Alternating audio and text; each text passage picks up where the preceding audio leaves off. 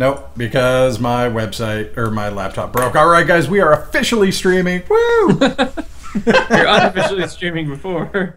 I was fake streaming just to get your hopes up. Yeah. All right, guys. Welcome to the HCG podcast. I'm your host, Josh Courier. I am joined with Atlas. Hello. The Frag. How's it going? And Matt Wilkinson. Yo.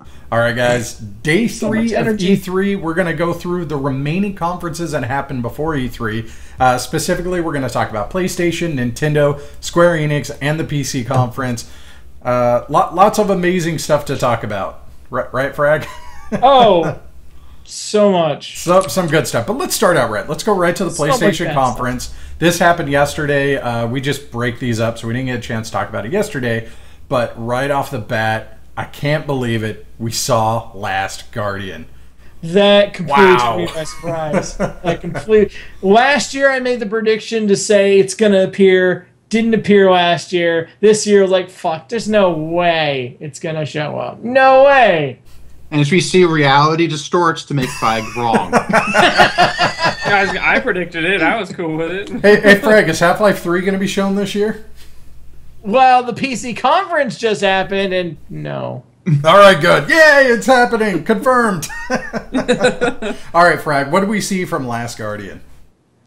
We saw this gigantic fox bird thingy helping out this kid, kind of like Ico, where, follow me.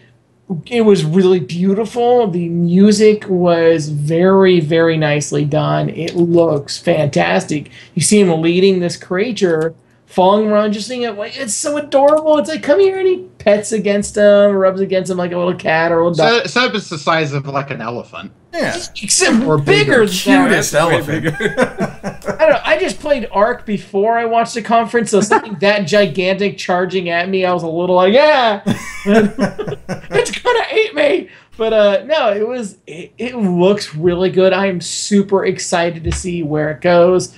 Although I had memories and flashbacks of Shadows of the Colossus, so I was like, stab it in the head. Jesus. Oh, wrong game. Yeah, it definitely had more of an Ico feel than Shadow of the Colossus, even though it had a giant creature in it. Did they officially ever come out and say that's the same universe, or I don't recall? I think they like having their games be kind of mysterious in what they Fair actually enough. are. That makes sense. That's kind of their style. That makes sense. Now, Atlas, you played Shadow of the Colossus, right? Yes, I never beat it, though. One of the things I was noticing, and you guys were hinting at, is that, like, it's got the follow mechanic from Ico. You saw that he was climbing up the beast exactly like Shadow of the Colossus. To me, it looked like this was the next step for them. Like, it just naturally flowed. Is that something you saw too, Atlas? Yeah, no, I was actually thinking the same exact thing when he was climbing up the monster when it was hanging off the cliff. I was like, damn, that's pretty much exactly the mechanic that's in Shadows of the Colossus. Made a lot of sense. Yeah, I was really curious of like when that there was that big giant like eye construction thing. It looked like an I don't know, like a symbol of some sort of like maybe deity or whatever. I'm just making assumptions here, but yeah, and the creature, for lack of any better word, would not go anywhere near it. So I really want to know more about this world. What is that? What is that creature? What's going on?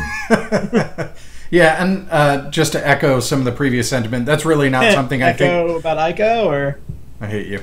That's fair. We're probably not going to see too much story details because that's not something they do. They want you to experience their story. But I think back to how much I love that stupid horse at Shadow of the Colossus. And, like, this thing is going to be, like, 100 times more attached to it. And they're going to kill it. I know they will. It makes cute dog noises. How could you not be attached? How could you not see it die and then cry? It's going to happen. But still, yeah, I'm super excited. And it's actually got a release date, sort of, a release year now, 2016. Without a date means that's not firm, but at least they have a target now. So, yeah. Last Guardian, who would have thought? Not you, apparently. I thought. All right. This was kind of a surprise, a brand new IP coming out. Matt, why don't you talk to us about what Horizon Zero Dawn is? So, traditionally during E3, there is the one console exclusive I actually get a little interested in, and this was it. It is. I think I'd explain it because they kind of have a mysterious thing. Like it's the future, but there's people who are almost cavemen-like, a little kind of caveman-y. But it's like, so society's gone to hell, and there's these people living kind of the remains of the future. I'm like, okay, that looks pretty good. And then I realized that the creatures, the monsters are basically like really badass-looking robot things, like weird robot monsters. And I was like, wow, this is a very interesting IP. Reminds me a little bit of Numenera, which is also a really new IP, which I'm kind of into, so that might be part of it. But it looked like a really solid action game, and I just like the look of the creatures, because it's not something I've really seen done quite that way before. It's like a mix of, like they had some that looked kind of like dinosaur-y robots, but then some of the ones, like you see the tall ones with the freaky flat heads, just looked not real.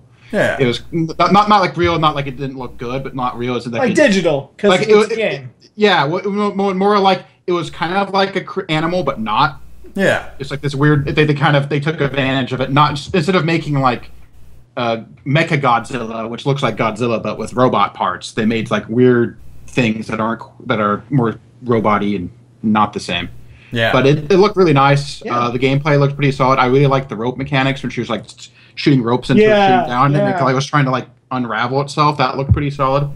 If it was coming on the PC, I might actually buy it. But did they officially say it's not coming to the PC? It is a PlayStation exclusive. Yeah. I actually looked it up. Well, so they've said that, okay, because they've said Xbox exclusive, PlayStation exclusive, console exclusive, and still coming out for the PC. So it is not. Yeah, about 90% of the games on there is just like, just on the Xbox, just the PS4, and they're all like most of them on the PC as well. Yeah. Okay. Well, that's disappointing. That may mean I need to get a PS4 as well, and I don't want to. Yeah. I thought the money. I thought it was really neat to see that environment. I feel like that's not something we see a lot. Like it's post-apocalyptic, you know, like it's way in the future of some tragic event, and that is such a great storyline. We've seen games like Last of Us that do it right after society collapses, but I haven't seen something in that setting since maybe Enslaved was the last game I saw like that. And I like that because just like a D&D campaign, you get to go into these ruins, and that lets you have that exploration surprise.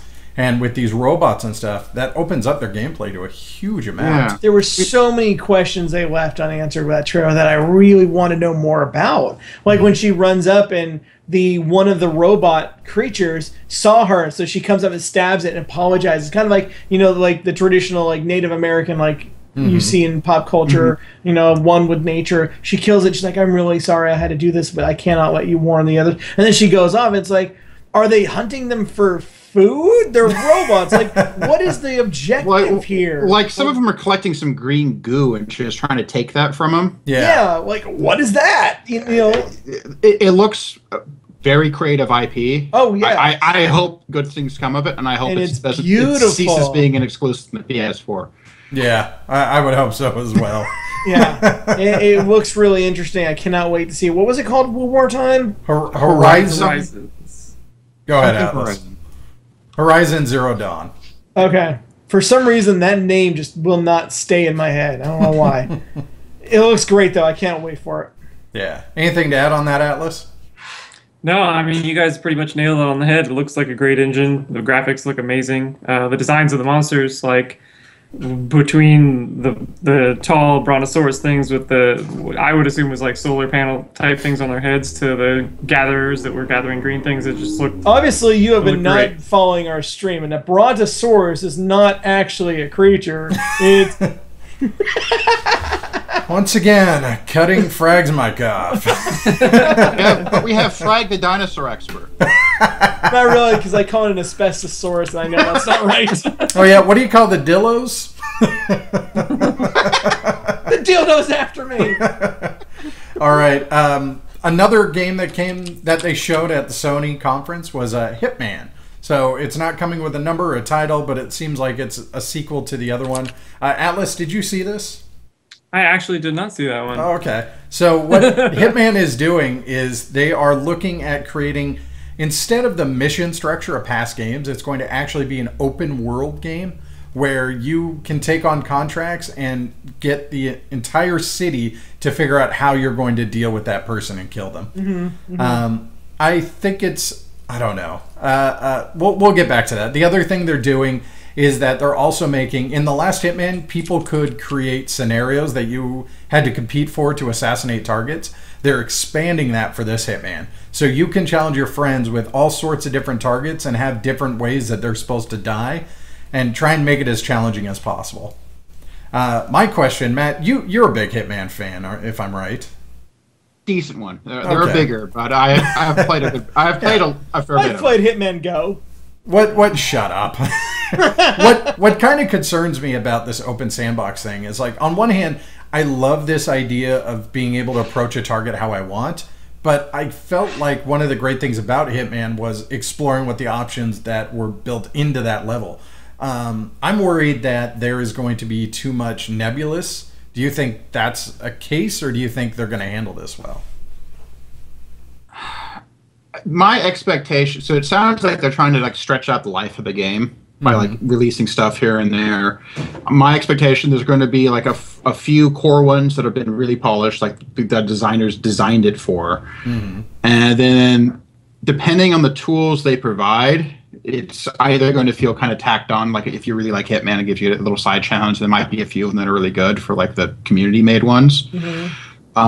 If they make really good tools for like building these missions, it could be fantastic. I have my doubts unless they're going to do something like basically allow PC mods to run on the consoles like they did with Fallout 4. That's about the only way I could see that being really successful, is if they allow some really hard, like someone to really design some missions on their own. Like, because the community is going to make like 10,000 missions. There's going to be 10 of them that are as good or if not even better than the original ones. And then 9,990 that are meh to bad. Well, yeah, 980 that are just complete crap, and then 10 that are okay. Yeah. Or something like that. So, all right, well, let's move on. Frag, I know you've been kind of down on this game, but we saw Street Fighter V. They announced that Birdie from Street Fighter Alpha is going to be in it. Yeah. Anything change your mind as far as what you saw in that gameplay trailer? Not as much in the trailer that we saw. I mean, they announced Birdie and showed nothing about him. Now we both know Birdie hasn't been around since Alpha, so I'm curious to see what they do with him. And then they just continue to show Cammy, which they'd already announced. I was hoping to see more actual gameplay from Birdie. But I know in a conversation you and I have had, because I have been down, I'm like, I don't see a reason for Street Fighter V. It looks to me almost exactly like Street Fighter 4, which I've already said many times they couldn't get away with doing another expansion, quote unquote. Right. They should do a remake of Street Fighter 2. There's not been enough of those. Finally. That's true. There hasn't been one this console generation. No, on 360 they had one. Yeah, that one's really good. By Backbone, I believe, yeah. Yep. But it looks all right. The conversation that you and I had, Josh, that turned my mind a little to give them a little bit more of a chance to actually give them the benefit of the doubt now is the fact that they're bringing in the parry system. The Street Fighter 3. Yeah, parry system. Yep. Yeah, where you just like tap forward and you block it, take no damage, all that jazz. I love Street Fighter Third Strike. That's my favorite Street Fighter. So if they bring that back, I'll give it a chance. I can do it some more, But as of what they announced at E3, Yeah. I thought it was just kind of a quick thing. Honestly, Birdie doesn't excite me all that much. Like, yay, another grappler. Like, those are always, even at tournament play, grapplers have a hard time competing. I mean, other than someone like Snake Eyes, like, no one plays. I mean, I got excited when they brought Hugo back. Because he was one of my favorites in Third Strike, and I don't think they did him justice then. So I hope they keep him and maybe bring him back a little bit stronger. But no, I kind of agree with you. All right, so let's move on to something that was all of our fan favorites last year. They brought it back at the PlayStation conference. We got to see more of No Man's Sky. Now, Matt, I mean, what did you see, and was it what you were hoping that game was going to be? Well, you still kind of have not that much knowledge about what the game is yet. Yeah. It's still kind of like, look, you can fly in a spaceship and shoot things, and they go exploring, but they're kind of selling this. The game's about exploration. and I did like the demonstration of how big the universe is. I think they could have made it a bit more clear with how freakishly huge, because you don't really know how big that is. Now, for computer guys, last I heard, they have 2 to the 64 planets, or because each one can have a 64-bit seed. And I'm What's hearing that background noise we're getting? Is that you, Alice? All right, go ahead and continue. It's gone now. Where was I? But like, so he has like, here's a planet. Let me zoom out. Oh, look, here's some stars. Each of these stars has a planet revolving the moon. And it goes back. Oh, look, more stars, more stars, more stars. Oh, let's go faster, more and more and more. There's, like you're talking, like most of these planets are going to be split. I happen to have a vague idea how many the numbers are. Almost none of those planets will ever be explored. Virtually none of them are going to. And he even said that. Yeah, he even said that, where it's like, yeah, some of these planets will explore, but yeah, even most of them will never be seen. And just from a gaming perspective, he was mentioning Elite as being inspiration, which it obviously is, but we finally have a game that I think is going to be bigger than Elite 2. And Elite 2 came out in 92. Literally 22 years ago. Finally, we've got a game. 23? 23, because 2 plus 3 is 5, and it's 20. Well, I can't remember. I have to look up when Elite 2 came out. I got my. Anyway, like it's important, yeah. I'm just being an Excuse asshole. me, it was 91 and a half. Yeah, No Man's Sky looked fantastic. 93. That's why I got 22. Okay, so 22. I was sitting there. You're forgiven. I was sitting there the entire time. That demo was really cool, seeing all those worlds. But I can't be the only person who was going, yes, we know it's big. We got that. You told us that last year. Your technology for building planets is incredible. What are we going to do? Like, that's what I wanted to see. We did get to see a couple of things. When he goes to a planet, he's able to scan it and see what all of the beacons are and, like, give some point of reference of where he's supposed to land. I thought that was kind of a good idea. Do you agree, Atlas? Yeah, and they also showed off how when you go on the planet and do discover things for the first time, there's the beacons or the recons or whatever that he was saying that you upload your discoveries to. Yeah. And then they showed, you get points for that. So it's along the lines of where you were saying, what do we do? It seems like exploration is going to be at least rewarded in some regard. So right. I have a feeling exploration might be the main thing in this game. Yeah. Like I read up some stuff. Apparently, the planets get really weird as you get closer to the center. Like, I don't know how they didn't really describe how weird, but like, I think we saw in early trailers like the places where like the land's floating in the air and stuff. I expect to be more prevalent. Got some spore things going on, where journey to the center of the galaxy. Yeah. I don't know. They showed space combat, and honestly, I was not impressed. I was hoping... I know he said, like, we only have 3 minutes, so I gotta, like, kind of rush by everything. But space combat did not look all that entertaining, actually. It's like, oh, wow, click, dead, okay. Yeah, but again, he might have overpowered himself, or... that's the thing I wonder, is these games traditionally... this game, as an exploration...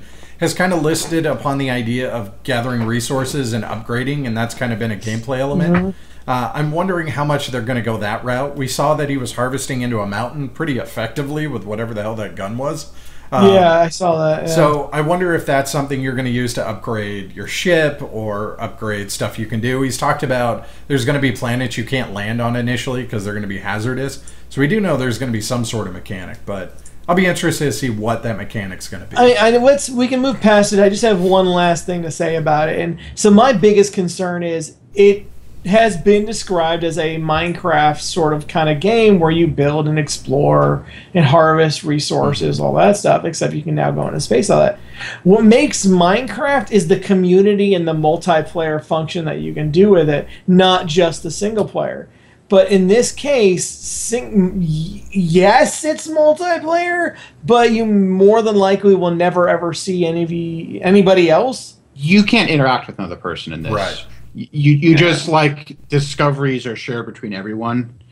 It's like the lightest hint of multiplayer. Okay. I think you can put coordinates for planets too. I thought he said that in a previous one. You might better do that. I think so.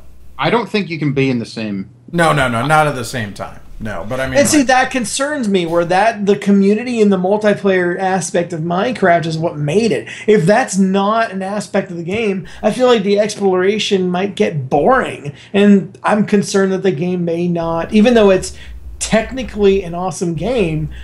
I'm wondering that it will never take off because it's so large and you're doing it all by yourself. Maybe. I mean, that's a good question to see what that's going to be in the future. And that's kind of all of us. That game looks amazing. It drops our jaw every time we see it. Is it going to hold our attention? That's really the big question for that game. So, all right. Well, unless we have anything else, should we move on? Let's move on, I think. All right. This game's coming out from Media Molecule. It's called Dreams. These are the guys who made Little Big Planet. I don't know how to think about this. Apparently, it's a game where you explore other players' dreams. And dreams are done by actually drawing the designs of the characters. Yeah, I don't want to go in your dreams. Designing the... Or Matt's. Oh, God. Let's move on. You actually use this 6-axis controller to actually move around and draw your character. I don't know. There are lots of really interesting creative people. I'm not one of them, so I don't know how good that will be for me. It looks like it would be really awesome for a very small niche of people. Yeah. I am curious because they're like showing here's all the things people made in this. And they had like animations and stuff. I'm kind of curious how difficult the animations are because a lot of those were doing particle effects or something. So I'm curious what the interface is and what you can do with it. But it's not something that really grabs my personal interest. Yeah. Atlas Frag, how about for you guys? I think it looks great. Yeah? It actually reminds me a lot. Like, I've done 3D sculpting, and it actually reminds me a lot of that.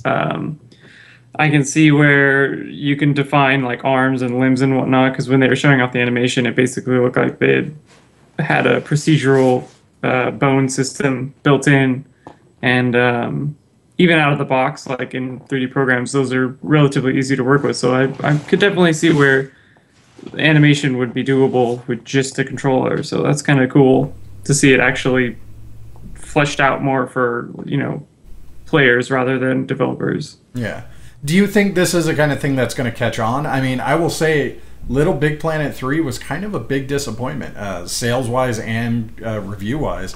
Do you think this is going to be something that'll be popular? Or is it, like Matt said, just for a really tiny audience? I think what Matt said, it's going to be a niche game. I don't think it's like too creative. So. Yeah, like say, Minecraft had the advantage of being you can be really creative with it, but it's stupid simple. Yeah, that's creative, as creative as you want to be. Yeah, you can do a bunch of stuff in Minecraft, but the basic core of it, like when you start messing around with it, it's not a complicated game at all. So yeah. I think it's like with this, you're like, well, I'm supposed to make whatever I want. It's just I don't think it catches people. All right, well, let's move on to a game I am super excited for. Forget all the other ones, except for Last Guardian. Firewatch. Oh my God, that game looks amazing. This is from Campo Santo Studios. Previously, we kind of already knew about the fact that it's going to be a single lone park ranger. I almost said Lone Ranger by itself. Single park ranger on a walkie-talkie talking to his boss. What we got to see in this gameplay trailer is that there's some sort of possible murder mystery going on. So as you're out exploring, you see that 2 girls have gone missing. You find out some power lines have been cut and that someone is in your station when you're not there. I don't know. That game looks so good. What do you think, Frag? I know you were saying some good stuff. It looks really interesting. It's not normally a game I would say that's for me, but watching that, I was very intrigued. It really grabbed my attention. What's going to happen next? What's going on? Who's cutting the power lines? Who is have they confirmed that it's like your boss, or who is the? That's who it's supposed to be over the phone. At least that's what they talked about when they announced it last year. Okay, well, it's that interaction, that potential romance with your balls. I don't know, but it's that personal interaction, exploration. It looks like it's got it all. The art style is very interesting. It's that cartoony. I don't want to say Team Fortressy, but kind of. That's what it reminded me of. But cell shader ish. Yeah, because I was going to say cell shader, but it wasn't really cell shading. It's like they have the inner cell shading, but they don't have the edges. Yeah. I don't know what Which it's is what called. makes it cell shaded. It's called an art style. God. What do you think, Matt? It actually quite interests me. I was trying to figure out quite what it was because I'd never heard of it before. Yeah, what is Firewatch? Yeah, no, it did have my attention. I was like, well, it looked interesting. I was trying to figure out it was like survival game, but it looked like a kind of a mystery. I'm curious how open-ended it is because I couldn't tell. It's either really open-ended or it's like a kind of a narrow story, or it's like really kind of linear story. I don't know what it is. It did look intriguing. I will probably keep an eye out for it, but you're absolutely right. What kind of game is it? Because you saw him chopping wood, you saw him do all this stuff, but all that looked like a cinematic trailer. Like, what is the actual gameplay of this game? Have you seen anything, Atlas, on this? Because I have not seen like anything on gameplay. No, I've only seen what the trailer was. It does remind me of The Long Dark a little bit, which is an early access game right now, which is survival, and so it kind of reminded me of a survival game. But I don't know what the actual gameplay is like. Okay. I am drawing a huge blank. Sorry, I'm trying to remember. So Campo Santo is the lead developers from The Walking Dead, the original who did the first season of Walking Dead, and it is. I cannot think of who the other stupid team member is. But yeah, I mean, it's a big pedigree. It's a couple of guys who left and are actually going on to make this game. So it's going to be very story focused. And I expect a lot of twists. Honestly, the thing I kept thinking, well, two things. I really loved how human the interaction between the two characters was. Yes, agreed. Like, I thought that was neat. The dialogue was great. Yeah, just that part where he kind of rattles the cave. He's like, "Oh no!" And then she's like, freaking out, and then it becomes a joke. I love that. Yeah. All that sounded natural and fantastic. Yes, agreed. Here's my prediction. There's nobody on that walkie-talkie, and the guy's going crazy. That will be my prediction. Ooh, my prediction was that she's the killer, but. Ooh. So either way, I think it's neat. It's the original guys who did Walking Dead season 1. Like, what more do I need to say? I want to say the other side was the guy who did Mark the Ninja, but I don't want to commit to that. Oh my kid, I hate you. All right, let's move on to something. I don't think other than Atlas, do you play Destiny at all? I do not. Me neither. If it was on PC, I would. I picked up Destiny. I honestly didn't get around to playing it. I know, Frag, you didn't play Destiny. We're probably not the right audience. I played more than just at your place, and I've watched some of my friends play it and all that. I've got a lot of grief for Destiny, and it gets worse only because of how much potential there is. Mm-hmm. Like, there's so many good things about Destiny that it pisses me off how shitty it is. Just to help you out, they're coming out with another expansion called The Taken King, which will be a limited PS4 exclusive. What is kind of neat about it is they're adding new special powers to everybody. So you have kind of like an ultimate ability. I forget the name of it. That's changing for each of the characters. So that was kind of cool. The story seemed kind of neat, but honestly, like, I just haven't played Destiny in so long that there was nothing that screamed to me, someone who had left, that was like, oh, I should get back into this. Like, is it a free? Of course not. What? It needs it. This is not the PC conference, buddy. There are no free DLCs. Yeah, I know, right? That game needs a lot, and content is number one. And I'm concerned that this game, Destiny, is. Unless they've got some really good and lots of content coming their way at a reasonable price, which I think it's like $20 or whatever is what they're claiming it's going to be, or 40. But no, I think it's going to be $40. I could be wrong. I don't know. I don't see them making it past Destiny 2. If they have the same sort of release they had for Destiny 1, if they do that again, I have a really difficult time seeing them make the sales that they need to continue to make a Destiny 3. So, Destiny's in the top 10 of Twitch streams every single day. I know. Like And it's made a huge comeback, honestly. Well, but we're not in the top 10 of Twitch streams every day, so that should really show Well, how big the you're Twitch not. audience is. Yeah. Hi guys. How narrow-minded, short-sighted. Anyway, Wait till you see my other cam show. Oh. we're going to skip past Assassin's Creed. We talked about enough at Ubisoft. Really, all they showed is there's another character. It isn't clear whether you can play Eevee through all the game or if it's just the little missions. We'll see later. But let's move on to kind of a surprise announcement. When I put this in my notes, I just wrote fucking finally. Final Fantasy VII getting a remastered Fucking make. finally. Yeah. FF, huh? 7 and dum dum. What a shocker. What a surprise. Atlas, did you see this coming?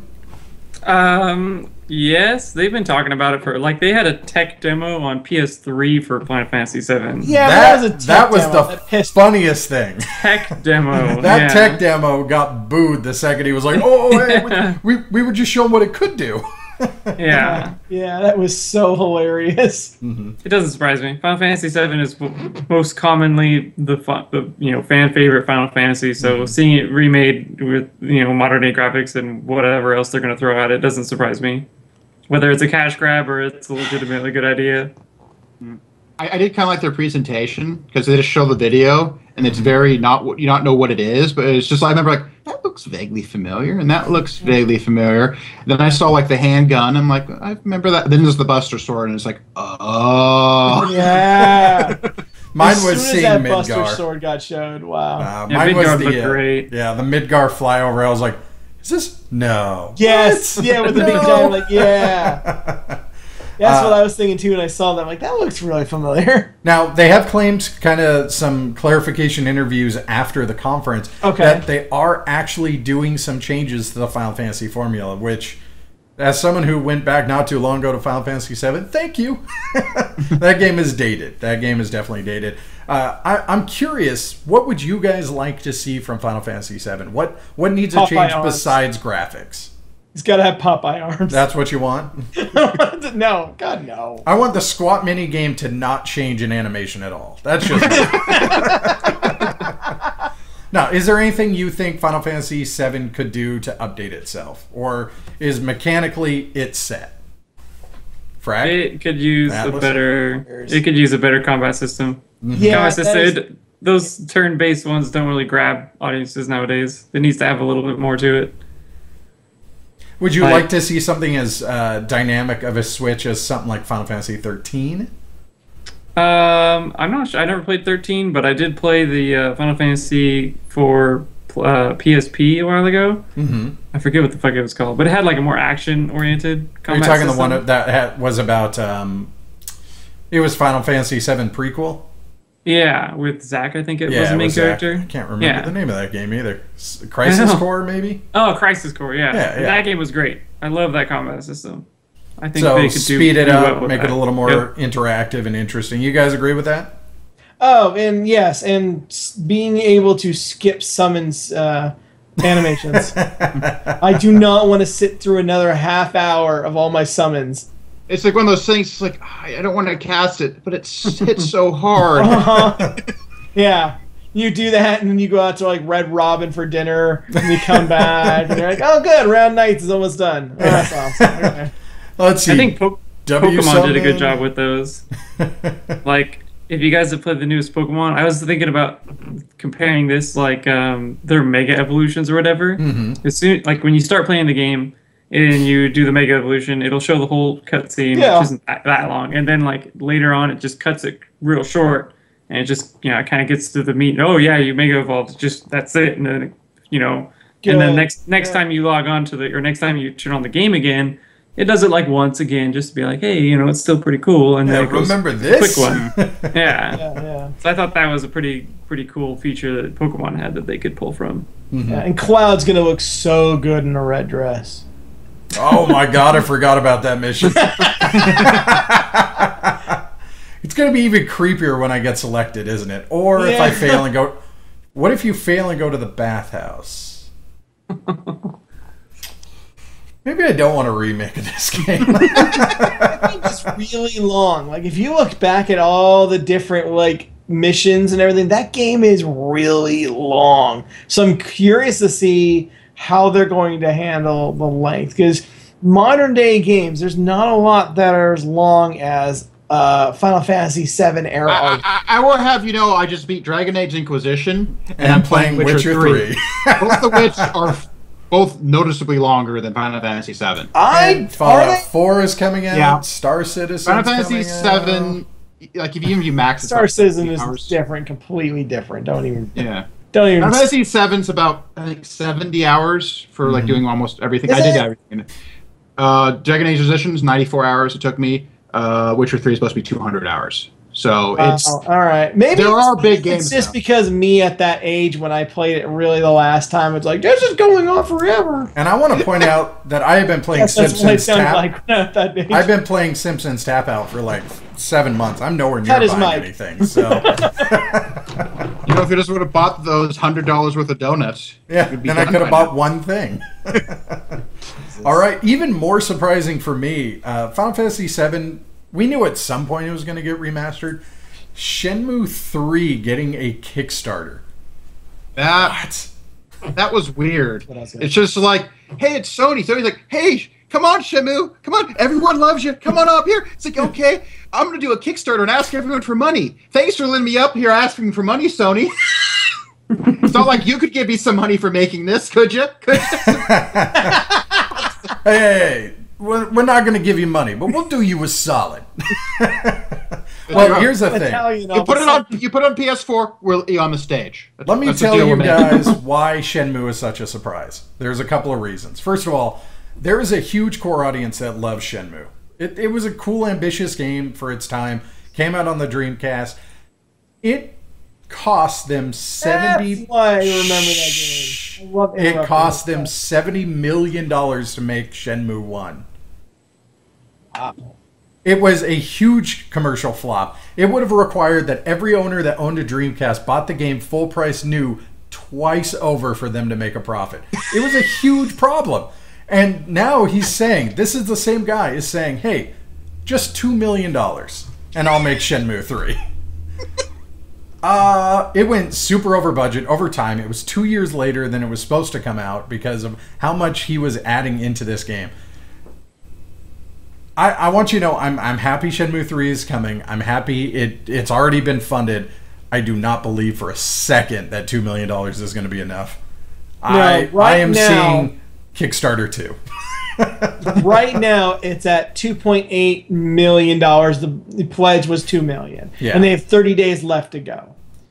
So I remember the trailers of Shenmue. Now that I'm looking at, like, they post like what were the original graphics of Shenmue. Now I'm like, oh yeah, it's that game. Mm-hmm.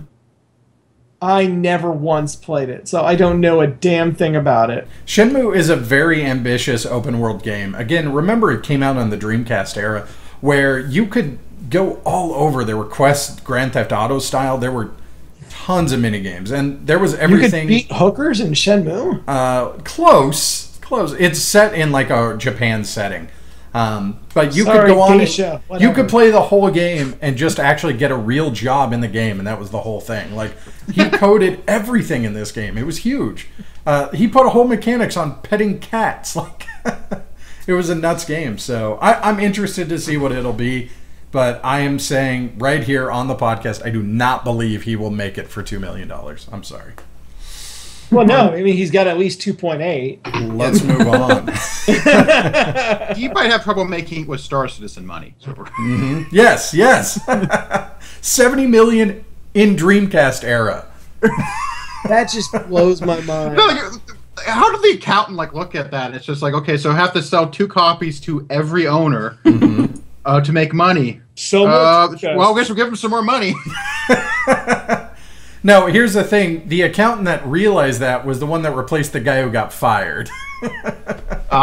Yes, there you go. All right, let's move on. Batman comes out really soon. I don't know, Frag, is there anything we need to talk about Batman? I didn't see anything that spoke to me as new. It was a trailer, and it's supposed to come out really soon. It's coming out next next week. Yeah, and I'll be playing it. I'll be streaming it every chance I get. I'll be setting a schedule for that, so you guys will know what it is. But no, I mean, they didn't release anything new. Was it the Scarecrow? Yeah, but that is a PS4 exclusive extra levels. God, I hate that stuff. I 100% agree with you. Like, there's like game exclusives for systems, which I kind of understand because it's a pain in the ass to write for multiple platforms. But you have the game on multiple platforms, and you're just like, this DLC goes here, and this DLC goes here, and it could work on both of them. Yeah, I know. It's the same frustration I have with pre-order shit too. I hate it. Yeah, the problem is that we keep shouting to them, but we're not shouting larger than their piles of money. So it sucks. But let's move on. We got to see a little bit more about Morpheus. They talked about a couple of games that are coming out for it. This is the third thing of VR we've heard this E3.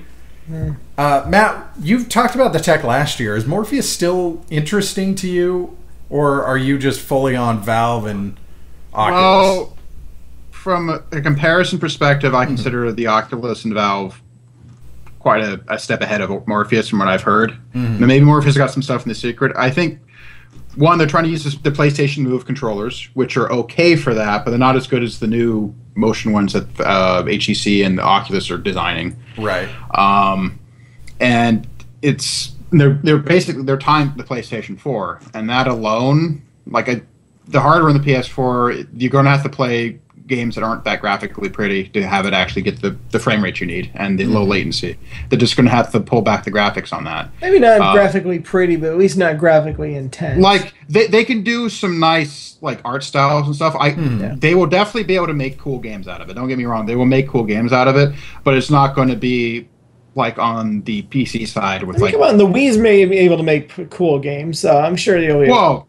I'm talking like you need power to make the graphics good, and basically you take the best looking game they have in the PS4, and you got to use 4 times that power to make it run on a. No, you're 100% correct. Yeah. So it'll probably be neat, but it's on a console, which I think just hinders it greatly. And the tech I've seen so far, it's maybe in third place. I'm debating where Oculus and the HTC Vive live well, and I think the HoloLens is AR, so I'm keeping it separate. But that one, I agree with you too. It should be in a separate category. I agree. I also think the HoloLens is probably going to see a lot more outside of gaming than the VR technology probably will.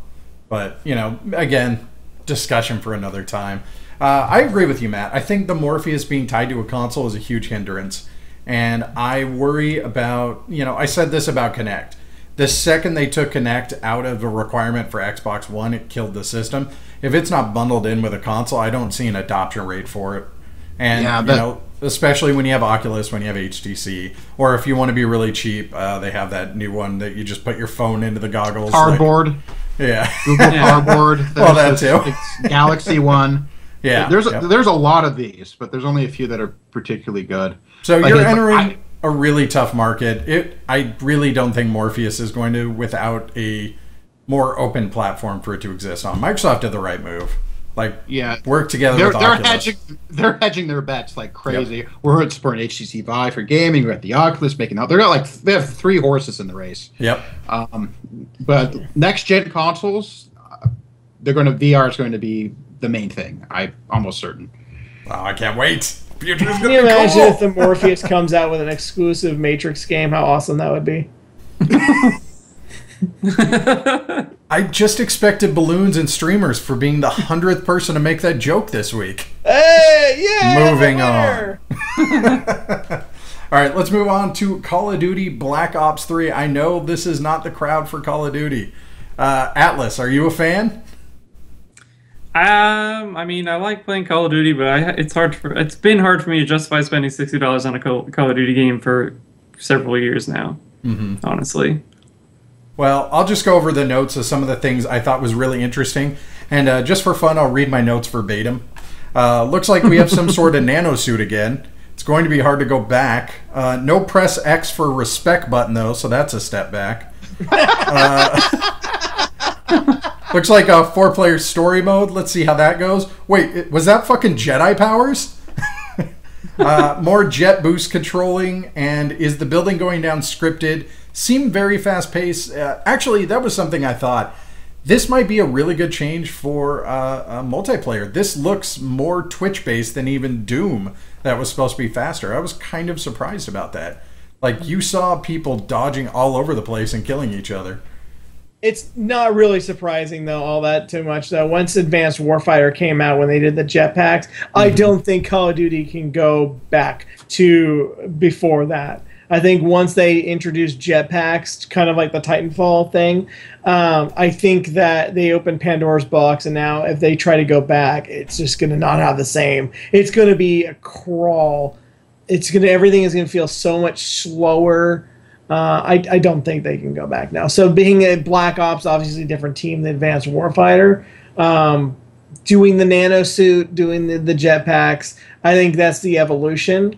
And I don't know. It looks fun. The co-op looks fun. It looks pretty. Obviously, it has to. But you're right. Twitch based. I wonder if there'll be like an esports introduction to it or something. I don't know. Yeah, probably. I mean, all the other Call of Duties have an esports presence as well. Exactly. So, but you know, I'm also in the same camp. What has always been a problem for Call of Duty, even this last one, which a lot of people really loved, Advanced Warfighter, with Kevin Spacey, like that's all I kept thinking is, oh, it's Call of Duty with Kevin Spacey. It still just turns into background buzz because they don't have a proper pacing for that game. Like, it is just explosions, explosions, explosions, and then at some point you're just desensitized. And honestly, not too long ago, I was trying to go over like what I really liked about Modern Warfare 2, and every story I said, someone went, "Yeah, that was Modern Warfare 1." Like, oh, I guess I don't remember anything in those games. That was the last Call of Duty I played. Was Modern Warfare 1. Yeah, I mean, and Modern Warfare 2 tried to do a lot of the shock. Look, they're mowing down everybody in an airport. And then it kind of went like, okay, how are we going to shock you in the next one? How are we going to shock you in the next one? I don't know. Was the airport that big a deal? Maybe I'm a terrible person. Yeah, you are. You are. Let's not even cover on that one. All right. And then the final big one they showed at Sony's press conference was Uncharted 4: A Thief's End. Uncharted 4... What are you giggling about? I just thought, like, oh, the airport, was that really that big a deal? I mean, they were just people. I mean, I've played Duck Hunt. It's the same thing. You shoot a dog. That was literally the thought that just went through my head. Well, it just proved you're a terrible person. Yeah, does that answer your question? Uncharted 4, obviously, probably one of the biggest series that Sony has. Sad it's not Last of Us 2, but that's just me. But Naughty Dog working on a brand new Uncharted game is still a big deal. Last of Us 2. It looks really fantastic. At no surprise, that team is so talented.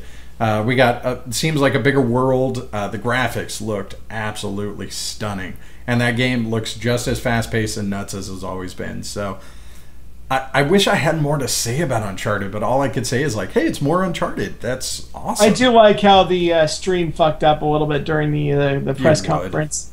I thought it was kind of funny. The whole audience was. My favorite parts when it got fucked up. To be fair, like I didn't see that many like problems like with demos and stuff during E3 this year. That's true compared to last year. Yeah, everything went to was a lot more. That was about the only one. Well, that's because everything that was supposed to come out this year got pushed back to next year.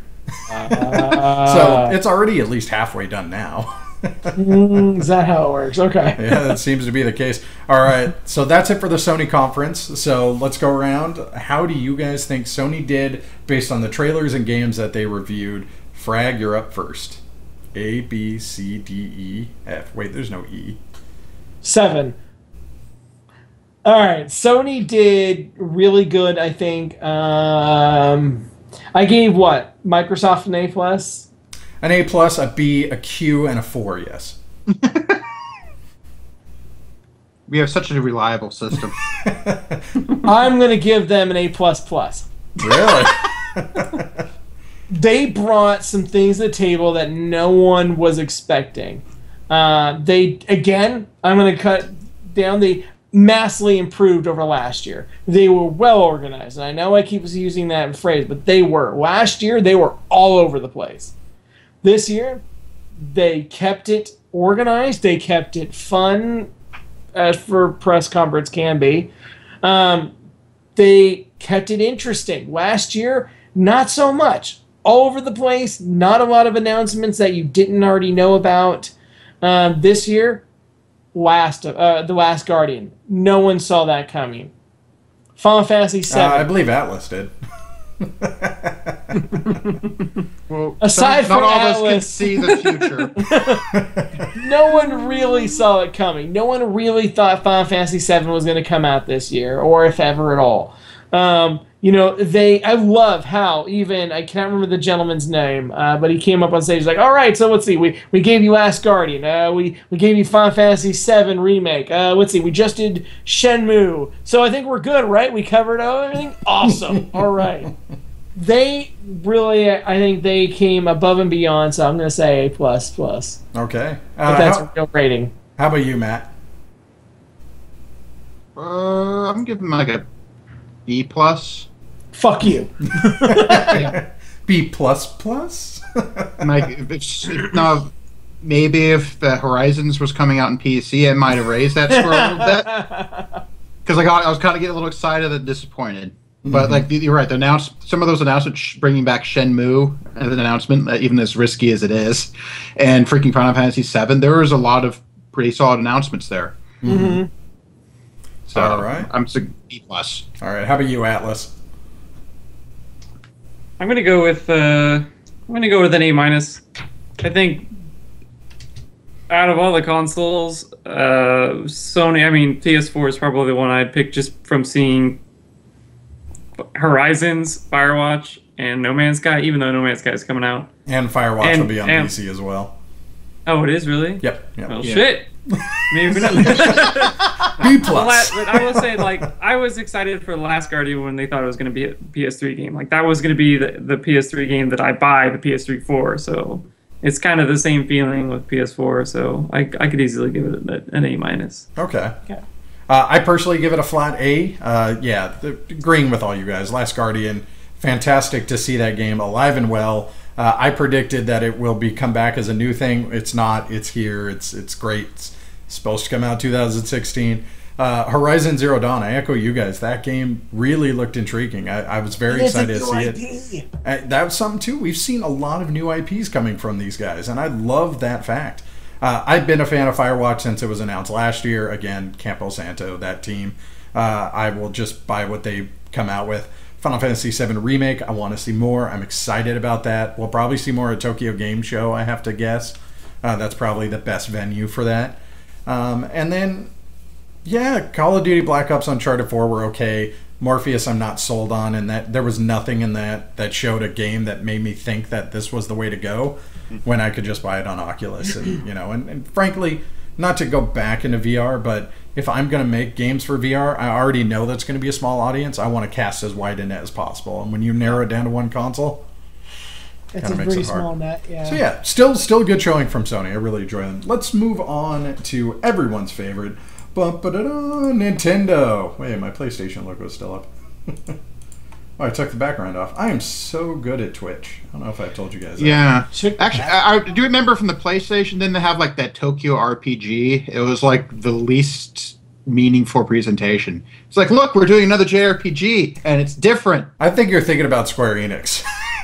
Oh, that was Square Enix. Yeah, you're right. I was like, what the? We'll get to that. This is nothing. Okay. Yeah, we'll get to Square Enix. Oh, my God. All right. So, one of the things I mentioned that I felt Nintendo needed to do when we were talking pre-E3 was that they needed to prove something to me. They needed to show that they have something coming out this year that's a big title. Honestly, I did not walk away feeling like they did that. Star Fox Zero. Really anticipated game from a lot of people. Star Fox has a good legacy. Atlas, did that do it for you? Did you like what you saw of Star Fox? I mean, in one hand, it looked really, really similar to Star Fox 64, or really the best Star Fox, like really similar. And on the other hand, it's like, all right, it's been how many years now since Star Fox came out? You can't, show us a little bit more? I don't know. I'm excited for it just because it's Star Fox, but I think it could. It has a jet that turns into a robot. What more do you need? A chicken robot. Yeah, right. Yeah. I don't know. I came late to the conference. I was like 2 minutes late or whatever it was, and I came like right in like after they've already introduced Star Fox, and I saw it flying around. I was like, why are they showing Star Fox 64? Oh, they're gonna be talking about Star Fox. That's awesome. Wait, I don't remember that level. Oh my god, really?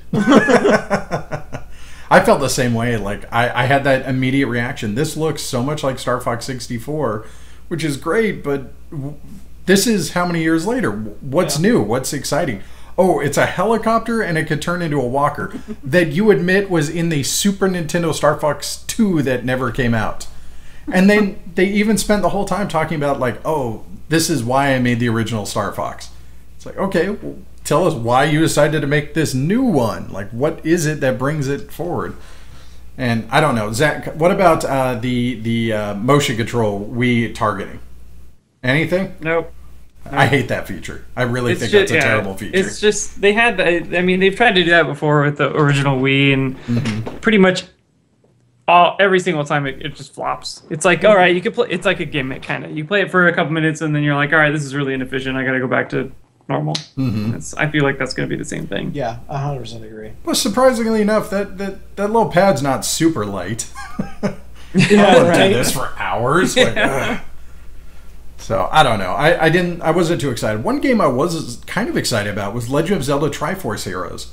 So actually, I have one last thing about Star Fox before we get to that. I do apologize. There's one other thing I took out of that. Okay. I don't know Japanese, but if that's the kanji for 0, it must take for fucking ever to write any number. They usually use the English numbers, but so Frank, you missed the Muppet Executives.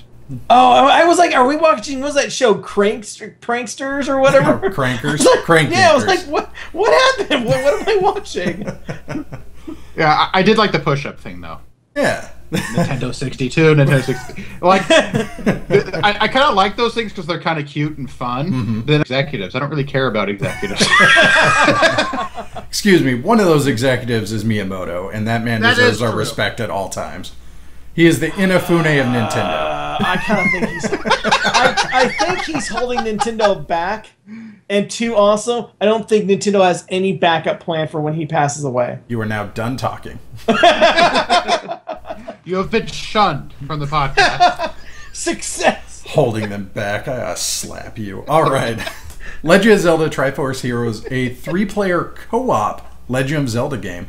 Atlas, you seemed excited. What did you think? I think it looks great. I mean, Four Swords was great, but doing any kind of like connecting with Game Boy Advance was a pain in the ass. So if they have the DS, with either local or Wi-Fi enabled, then I can only imagine it's going to be great. Yeah. It looks good. The mechanics look great, and if they can smooth out the bumps of actually getting players to play with, yeah, that's going to be a good one. Yeah, I'm super excited for that game. I'm a huge Zelda fan. That's kind of like almost everybody, but still, just being able to do a 3-player co-op version. Four Swords was fun, but like just people dicking each other over almost the entire time. This time, when I get dicked over, I get more justification of why Frag did something wrong. Hey, you were paying. So I don't know. I want to see more of that game. I'm very excited. They came out with something that kind of surprised me: Metroid Prime Federation Force. What was that? It's a 4-player, weird-looking characters in the Metroid universe. Chibi Metroids or something? Yeah. I felt like it was a cash grab, and I don't know. It totally was. I didn't walk away with happy feelings. You put Metroid Prime on anything, and of course people are like, "Oh my god, Metroid Prime!" But this just didn't get it for me. It was like, eh. It kind of reminded me of like what was the new game that just came out? The Squids. Splatoon. Thank you, Splatoon. Damn. So Splatoon was a new IP, but it was originally going to be a Mario game that they changed off. It was going to be it was going to be a Mario Sunshine style game.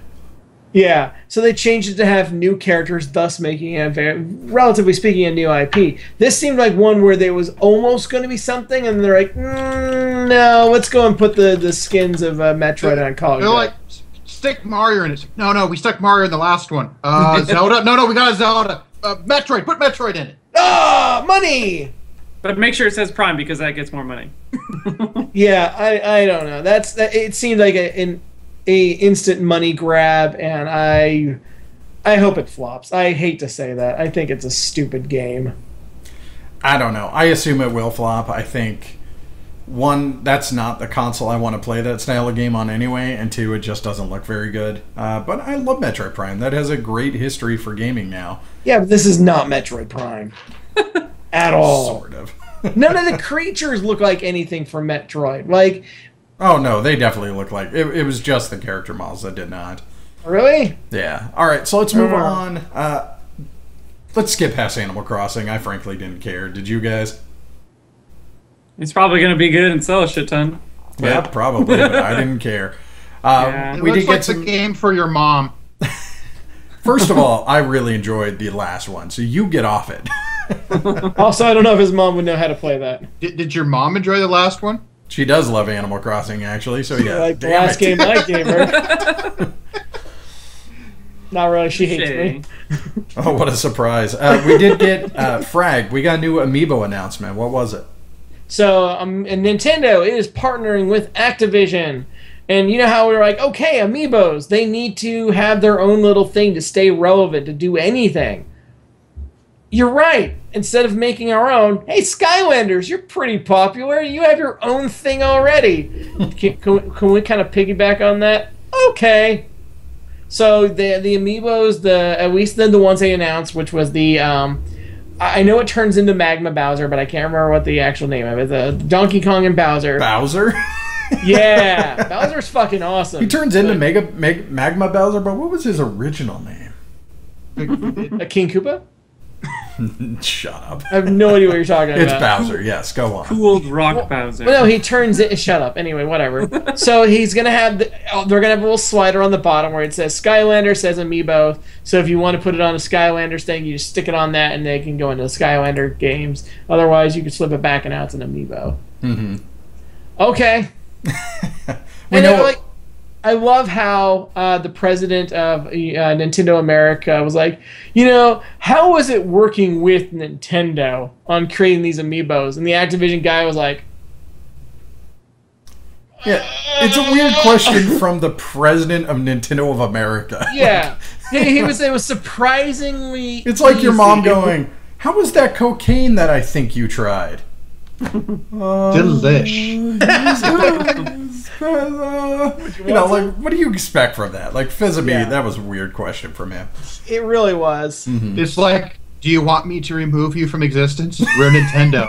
We can't. We still have that power, despite what they might say. He's not only president of Nintendo, he's an intimidating guy himself. I mean, he was an ex-football player. Like, So, all right, well, let's move on to probably the biggest game they have coming out this year, which isn't that big, but Super Mario Maker. I think this has a ton of potential to it. I know, Frag, you're not a Mario fan. I'm just so sick of the Mario games from Well, Nintendo. here's the thing. Now we have a community making Mario games for infinity. Unlimited. I'm excited about this, and I love the fact that they put in 4 different styles of the Mario games. You have 1, you've got 3, Super Mario World, and the new Super Mario Brothers style. And they actually have the mechanics from each of those games as well, and they only work in the style they're at. I love this idea of getting this fan-made community and what they're going to do with it. I'm excited. Even I want to try my hand at some levels, and I'm not really enjoy level designing, but God, to go back and remake. No, some but you're a Mario things. fangirl, so we understand. Everybody who has a soul is a Mario fangirl. There, Frag. Not even a ginger. So I don't know. I'm excited. Atlas, Matt, what do you guys think? Is this the right property for Nintendo? I think it was a good move. I think it like, was, actually. I think like when you're a little kid, you saw the levels and stuff. It's like, oh, I wonder what I did this and this. You can now do it. I think it opens up a lot of replayability. I think it's not going to be like Minecraft by any means, but I think it's going to. Nintendo kind of needs to get in that kind of user developed stuff. Like Sony's tried it a few times, like Little Big Planet, and PC is mod country, so all over. But I think, So, don't think yes. Nintendo really hasn't stepped into the realm of kind of community made things too much. Yeah. That's because they're afraid of other people touching their IPs, and that's Yes. changed pretty significantly. That's why I was surprised about the whole Activision announcement. Mm-hmm. But I mean, I'm not gonna lie. I think Mario Maker's a good move. I think it looks good. I have my concerns that go beyond my exhaustion of Mario. Like when they showed them making maps, I'm not sure if any of you noticed. You saw a cat paw come out and like draw it with where the thing was. I'm fairly certain that was just a joke. I hope so because it was on every single time. Yeah, Every single time they put the pen to there, and they did that. The cat paw came out. I was like, "Dear God in heaven, I hope that is not true because like that's dumb." And it gets in the way too. It was like you couldn't clearly define where you were drawing something. I hope it was a joke. All right, let's move on to Xenoblade Chronicles X. Now, this is something I've been trying to hype for the last few weeks. I think this game looks absolutely amazing. Did any of you guys see the trailer for that game? Yes, and you were right. It looks absolutely amazing. All right, good. That's all I need. And then Let's I move remembered on. it was a JRPG, and I was like, oh. No, it is, but it's a live action. Like all the monsters are there. It's not turn based in that essence. It's similar to the way Dragon Age handles things. Okay. So I don't know. I'm very excited about it. The last one had mechanics like positioning where you attack, combos into special moves. Like I'm really excited about this game. Atlas, Matt, did you guys see this? I did not actually. I think I might have missed that one. Like I was trying to Go back and see it. I think this game looks really cool. The basic premise is that Not right now. Earth, Not right now, Earth got destroyed, and we've landed on a new planet, and we're just starting to colonize. And this planet is infested by giant dinosaur-style, Ark-style creatures. And I don't know. It's this huge world. It looks like it'll be fun to explore. And I love this idea of being able to fight these giant creatures and see what you get out of them. So keep an eye on it. I think this is going to be a big game for Nintendo. So moving on to Mario and Luigi Paper Jam. So, Frag, what's this game? It actually kind of looks cute. I hate Mario games. I mean, but this one. I really actually kind of I'm very much hating. I hate all Mario games until I see them. And Super Mario RPG. It's what Paper Mario and the traditional newer style of Mario kind of merge, and like you have Peach. Well, they don't meeting merge. They meet up. Whatever. Yeah. It's a crossover fan fiction of Mario. Of itself. So Paper Mike, there's a part in there where Princess Peach, normal Princess Peach, Paper meet up, and it's kind of like what are you, whatever sort of thing. I don't know, it's Mario. It's not really gonna have a story, but they run around. You have those moments where you take the Paper Mario mechanics and you have to solve puzzles and all that in the paper fashion, and then you have to do things of the traditional fashion. So it is an interesting concept. I hope it works out. I'd like to see. I probably don't care to see more of it, but it'd be interesting to hear more about it. This is adorable, but I don't really care about it. Yeah. Now, this is going Mario. to be very similar to the vein of the Paper Mario series. So it's going to be an RPG where, just like Paper Mario, you get special attacks and they take little mini game actions to do it. I guess I'll go to Atlas. I don't know how much Matt cares about Paper Mario. I like Paper Maybe I Mario's should just great. watch that trailer where you guys talk about Mario.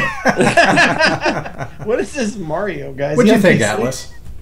No, I mean it looks like there's going to be some RPG elements, but it also looks like it's a lot more action or like traditional Mario oriented. Like Paper Mario, in my head, was like it had a large chunk of RPG, but it looks like the combat in the new one is going to be like varied. There's like weird vehicles to jump in and different types of combat. Whereas Paper Mario is always like, oh, turn based, goes right to turn based. So it's going to be interesting to see if and how they match hate up. turn-based combat, don't you? Me? No, I'm not. I mean, I don't mind it. It has to be like it has to have something. I don't like just being like click and then wait for the timer and then click and then wait for the Because timer. you're Like against Final Fantasy VII's turn-based combat, and I'm like, there's some good turn-based combat games. yeah, no, I mean I've played a lot of good turn-based combat, but I will say that I think that there's also a lot of games that have proven that adding even just a little hints of things here and there make turn-based better. Like the South Park Stick of Truth, for example. I really like the combat in that. It was pretty much turn-based, but you had like timing. The same idea with Paper Mario. It's like you have timing things where you have to pay attention a little bit and not just like, oh yeah, press an A for okay, it's dead. I can go play again. So like Final Fantasy VII. yeah. This is weird coming from a guy I know who's played a ton of World of Warcraft. But let's move on. The last thing they showed, not too super exciting, but Mario Tennis is coming back out with Ultra That's Smash. the first thing you've ever said in this Nintendo one that I agree with. That's not too exciting. Another Mario! Wait till you see our grades. Yeah, Mario Tennis is coming back. That's never been a super popular series, but it's been fun. I remember me and Atlas there playing it at Game Crazy at work, so... Oh, yeah. Yeah, it'd be interesting to see what they do, but that's not a game I'm excited for. Anyone else? It's a fun party game. Yeah. I like drinking and playing Mario Tennis. I like drinking and playing Smash Brothers, which I find infinitely more fun. Oh, yeah. All right, that's it for Nintendo. Not a big conference. Let's go ahead and do our rating, and then we'll move on to our very last Mario conference. Did I hear this right? I think I am wait. right. What am I missing? Yoshi's Woolly World. Oh my god, Oh, I am yeah. missing Yoshi's Woolly World. You are That game correct. looked awesome. Atlas, I agree. I will agree. Well, Atlas, why don't you let us know what that game is for those people who haven't seen it? Well, basically, like, if anyone's played the old, like, Yoshi's Island or Yoshi's Story, it's pretty similar, except for the fact that it's done in all yarn or textiles and whatnot. So basically, like, instead of making an egg like Yoshi's Island style, you make a ball of yarn and you throw the ball of yarn. Or instead of, like, you know, hitting a block and blowing stuff up, you grab it with your tongue and then unravel a you know, secret area or whatnot. So it's basically, it honestly does look really similar to, like, Yoshi's Story, Yoshi's Island, except there's going to be, like, yarn hints and yarn flavored things all over the place. I think it looks really good. I concur with you. I love the art style. I was a big fan of Kirby's Epic Yarn, which is in a very similar vein to this game. It was disgustingly cute. I love the idea they're going to use with the yarn mechanics as well. So throwing a yarn ball at an unmade area will actually make platforms. Or we saw last year's E3 demo where they were throwing it was making like a little cloud trail for him to follow. So I thought all that looked really, really neat. I'm actually shocked. I forgot Wooly. Yeah. And are they doing plushie amiibos? Yes, They it are. sounds like Yep, they that's are, correct. So that's really all you need to know. My only question, they brought up difficulty when talking about that game. It seems like it is going to be another one of those very easy games. I'm assuming it's going to be like Kirby's Epic Yarn where you don't really have a health meter. You just lose gems. So the challenge is going to be the gem contest. How many of these gems in hidden areas can you find? It's not going to be in the gameplay. And that kind of worries me. I think the magic of Yoshi's Island and why people still play it today is because it had just that perfect curve of difficulty and gameplay. So I don't know. That's my only concern that's holding me back on that game. So the thing I was going to say was I think I remember hearing something about in the Mario Maker that you can do power-ups where you turn into other characters like the Wii Fitness character, and I think I saw Link in there and they'll have their own special abilities or whatever. That was no special abilities. interesting. It's only a change, and it's only if you have an amiibo for that character. So it means that you tap the amiibo, it. Okay. and then once you bring out a mushroom, they call it the disguise mushroom, you'll look like whatever character you tapped on that amiibo. I'll tell you guys, there's a lot of talk on amiibo, and I am not excited about this. They still have not come out with the killer game. We skipped past it, but Animal Crossing Amiibo Festival is going to take the Animal Crossing characters and make some sort of like Mario Party board game. It's neat. That is not the killer app Amiibo needs. I think you're missing the point here. They don't need a killer app. They don't. Amiibos, That's true. They're the modern day Beanie Babies, is what they are. And it's got Nintendo characters. I mean, frankly, I'm not above buying Nintendo characters, but you know, like, I don't know. I want to see Amiibo do something. It's got such potential. I want to see They partnered with Nintendo-style Activision. universe. What else do you want? I want a good game. All right. I think that's it. Was there anything else to cover? Have we talked about Amiibo enough, Frag? Have we talked about Nintendo enough? I hope so. Let's give them a rating. all Frag, right. what do you got? Fuck, what's the lowest I can give them? F? No, I'm kidding. I'm kidding. I'm still gonna give him like probably a B minus. I'm gonna give him a C. No new IPs. From Nintendo, yes. I was gonna say. How many Mario games? 1, 2, 3. Yard. Hold Almost Infinite, their entire Infinite, I library forgot. is Mario. I mean, come on. This is the company that has so many IPs from the Super Nintendo era. Let's see something. Stop throwing me into Mario all the goddamn time. Mario can be and is a good game. It is a blacking good out character. your camera again. Fuck off. You can keep talking. Enough is enough. Let's see something else, Nintendo. You have more options than any other company out there. You have more money than any other company out there to throw away to do whatever you jackass to do what you want to do. Do something with it. Mm-hmm. All right. I'm going Give to us take a quick new bathroom break. game. What? I'll be back. Well, why I'll be don't you back. give a grade first? Can you do that real quick? C plus. C plus? Yeah, Yoshi's Yarn was cute. Otherwise, there's nothing. Oh yeah, Yoshi. Okay, no, a B. No, I'm kidding. I hate you. C minus. All right, see you a little bit, Matt. How about you, Atlas? I'm gonna give it a B minus. I kind of agree with Frag. Basically, no new IPs. A lot of it was rehashed, like Mario Tennis, Star Fox. Oh. While welcome, it still pretty much looks like a rehash. And nothing in the new Zelda. Yeah, nothing on the new Zelda. And but I will say it has good points like Yoshi's Woolly World and the new Mario Paper mashup looks good. So I can't give it that bad of a score. Mm-hmm. So I'm gonna Hyrule I'll go Warrior with coming to 3DS. What's that? Hyrule Warrior coming to 3DS Hyrule, with all the DLC or whatever it is. Go back and read my review. All right, I'm gonna give it a C plus. Star Fox Zero did not look exciting. I really like Triforce Heroes. I'm excited about that game. Obviously, I'm really excited about Super Mario Maker and Woolly World, and everything else I could care less. Like, it was a very disappointing conference overall. Especially over last year. And especially losing Zelda getting pushed back to 2016. I'm happy they didn't talk about it. I frankly think that would have been the wrong move, because that game is so much stronger than everything on this list that it would have just overshadowed how crappy this year is going to be. Yeah. So there's some decent hits, but Nintendo's going to struggle this year. Next year when Zelda comes out, they're going to do a lot better. But, I mean, you think about last year when they had Mario Kart and Smash Brothers hit, like, what a win that was. And Splatoon was that nice surprise. And this year... I really don't think Zelda's coming out next year. Oh, it will. I'm sure. I'm thinking 2017. Well, I'm going to go back to blocking you again. All right, let's move on. We have 2 more conferences. I'm sorry, I forgot about one. So there's not too much to talk about Square Enix because, frankly, we talked about most of what was there at Square Enix. It was so we did see that there is a brand new Star Ocean.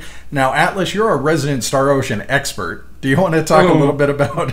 Yeah, the expert. I played like a little bit of Star Ocean 3 and then a little bit of the Star Ocean on Xbox. Yeah, expert. All right. Yeah, expert compared to We us. set a high bar for you to exceed. Well, seeing as how you have played it so comprehensively, are you excited about another Star Ocean coming out? Is that a franchise that needs a sequel? I think it is. I mean, that game actually, I know for a fact there's like an incredibly hardcore, like terrifyingly hardcore fan base for Star Ocean games. So I can easily see why they decided to bring it back. And if they make it a little bit more accessible to not those hardcore fans, because that was my biggest problem, is that that game was fucking scary. Mm-hmm. It was scary to talk to my friends who were like the hardcore fans. I was like, I don't know if I'm ready to put 300 hours into this game. but Is that I like mean, kind of like the Persona crowd, or? yeah, actually, yeah, because some of them actually played a shit ton of that game too. But yeah, no, I mean, I understand why they're making it. People love that game, but we'll see how it actually turns out before I decide if I want to get it or not, or if I would want to get it. Yeah, a couple of the games they showed, Rise of Tomb Raider again, almost verbatim the exact same trailer we saw at the Xbox conference. The only thing they did mention is this time there will be tombs. That has been confirmed, Frag. I know you were worried about that. Oh wow! So, Yay! yes. Okay. Will there be rating? I'll get some sleep No tonight. rating. That's for the next one. One game. But the only next one things. won't have tombs. So. Yeah. And then it'll come together. The last one was this one is Tomb. The next one's gonna be Raider. So after that, I am ashamed of that joke. you should be. We saw Final Fantasy VII HD Remake, the exact same trailer again. Let's talk Kingdom Hearts. That was probably the biggest thing they showed, or one of the biggest thing they showed at Square Enix conference. The first thing I love, they bring on the director of Kingdom Hearts, and he's like, "All right, you guys been waiting for it." And he steps off, and everyone cheers, and he shows a fucking mobile game. I literally, in my notes, wrote, "What the fuck is this?" Yeah, apparently... You know, I was expecting when the screen came back for there to be a corpse on the thing. Just a mutilated body. Kingdom Hearts is getting, once again, some sort of prequel to the Kingdom Hearts story. This makes it the third one, if I recall. Like, that's getting ridiculous at this point. But we did get to see some Kingdom Hearts 3. Some things... I love Kingdom Hearts. I am super excited for another Kingdom Hearts. I don't love it enough to go back and play all those stupid prequels they keep making. But the combat looks a lot more fluid. I noticed there's less delay on ground combos. This is probably getting too nerdy for most people. But I also saw that they brought some of the mechanics from the Dream Drop Distance, where he was jumping off walls and attacking enemies. So it's going to be a little bit more of a dynamic combat system, it looks like. Yeah. And that world looked big. That big and colorful. That's what I've always loved about the Kingdom Hearts series, is bringing in that Disney partnership really makes it stand out from the crowd of like dreary shooters and space sims that are apparently everywhere now. So anyone else excited about Kingdom Hearts 3? Am I alone in this? Yes. Yeah, a little bit, but not really. Like, it does look... A little bit, but not really. I was gonna say, I like how it looks. It's all colorful and shit. There's like a rainbow train. It reminded me of the I think it's supposed to, but it reminded me of the Disney parades they have at Disneyland with all their cool light up floats and everything. I thought it looked great, but it did look good. Like you said, it looks very colorful. I don't know if I'll buy it, but I would like to see it played. I'd like to, get more information about it. I still think a Keyblade is a stupid weapon. Oh god, we are not rehashing this. We are not doing that right. You know what? I will let you have your own podcast. Hey, you can see these own podcast to talk about it. It's a stupid weapon. So I don't know. Are we going to talk about that mascot that almost fell over and what the fuck that was all about? If you would like to. What was that about? Like, what did that have to do with anything they were talking about? It was so Japanese. It was so weird. They're like, and then when they pause, let me introduce this. And a long pause, like trying to figure out what the hell is going on. And then you see this person stumbling out with this weird, creepy skull mask round head thing, and then like trying to like grab the podium and feel for it because they're trying to like have them like walk out, but there's no eye holes in this thing. What was that about? Like, what was any of it about? That conference was painful to watch. Actually, something I kept thinking about, there was another game, there was KE, there was Nier 2, these very, very Japanese games. Especially KE, that looked like schlock anime as far as I was concerned. But what an interesting set. I mean, you have Square Enix's Western division that's coming out with Hitman and Tomb Raider, and they're talking about how they want to listen to the players more and they want to, they're trying to change themselves. And then on the other hand, you've got this like very hardcore Japanese part of this company that's coming out with games that are very interesting and unique, but I don't know. I don't want to Phil Fish it here, but like the Japanese market's kind of dead around here. Yeah, and then that was the conference. They said we're gonna bring back and make Japanese RPGs like strong again, and whatever he was talking about. And well, I have some thoughts on that, but I'm gonna save it for when we talk about how the conference went. Okay. Again, we saw Hitman. Really, nothing new that we saw out of Hitman. Yeah. But we did see Deus Ex: Mankind Divided. Matt, what did we see for Deus Ex? Like, what kind of things did they show off? I'm trying to remember. So I watched the PC side, and they did a demo there of the engine. What was the first one? And then the day before that, Deus Ex, but it was just a trailer. Yep. They've kind of merged together in my brain. I'm trying to. Well, just whatever is seen there is fine with me. So, what do you remember from any of those trailers? And if it's nothing, that's a bad sign for that game. No, the graphics look really good. Mm-hmm. Graphics look solid. The story sounded interesting. They're talking about how like you're kind of working for independent, like kind of an independent like investigation division or something like that. Like but most of the augmented people have been kind of like thrown into ghettos and separated, even though apparently they can punch through trucks. I don't know how that works. Right? Yeah, they didn't really explain that. So like, I like Deus Ex. Like the new ones are vastly different than the original one. Yeah. Like there's a huge, they greatly changed things, but I do like it. I like the world. It's like it's this kind of like, cyberpunk thing. Like it's played, but it's not like it's not like a genre that's overused yet. It's not like zombies were or space games are going to be in like 2 years. It's I think there's still you can make games in that field and still have them be this is awesome. You should play some more of this. So I'm hopeful. The later one, it wasn't like I didn't think it was super great, but I did like it. I really love stealth aspect, and it actually has fairly decent stealth mechanics in it. So I'll probably end up getting it. Mm-hmm. How about you, Atlas? Are you a fan of Deus Ex? Yeah, I do enjoy Deus Ex. This one just looks kind of like a sequel to Human Revolution, which I can easily see where they're going. With a more hardcore. What is it? I don't want to call it. It's kind of like racism against the augmented, versus not augmented.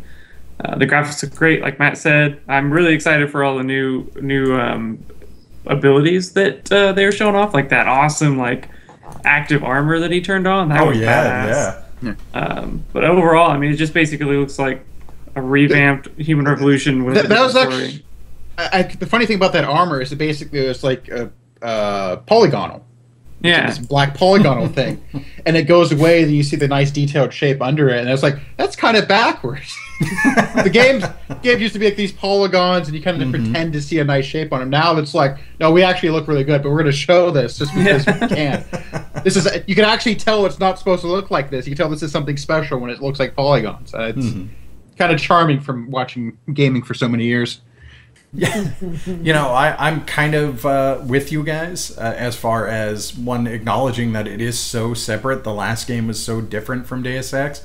There's a part of me that wants them to go back to what Deus Ex was originally, like having the ability to go through stealth or gameplay, or stealth or loud, or like you had so many options, and like they really distilled it down. I like the stealth elements, but they have better changed the fact that I don't need to eat a Snickers right before I hit every single guy anymore. Like, that needs to be done with. That was frustrating in the last one. It was a recharge mechanic frag where you couldn't use a kill move unless your battery was full. So you ate a Snickers? Yeah, basically. Yeah, they're candy bars. Yep, and that refills your energy. Like, that part needs to So change. what did he turn into after he ate the Snickers? A badass someone who killed somebody, yeah. No, what was he before? Danny DeVito? Yeah. You see, his blood sugar is getting too low for the blades to pop out of his Oh, arms. he's Paul Blart then, okay. So I want that to, I really want that to be fixed, and I assume it will be on this next one. So I'm tempered. I also not a fan of that character, honestly. I'm not excited he's back. I didn't think he was that strong to begin with. He's just that gruff, traditional, generic guy. I don't want to be down on it. The game looks really pretty. I did enjoy the last one, but I want my old Deus Ex back. And by that I mean 1, not 2. Let's just clarify that. Yeah. Sometimes you forget there was a 2. Yeah. Ugh.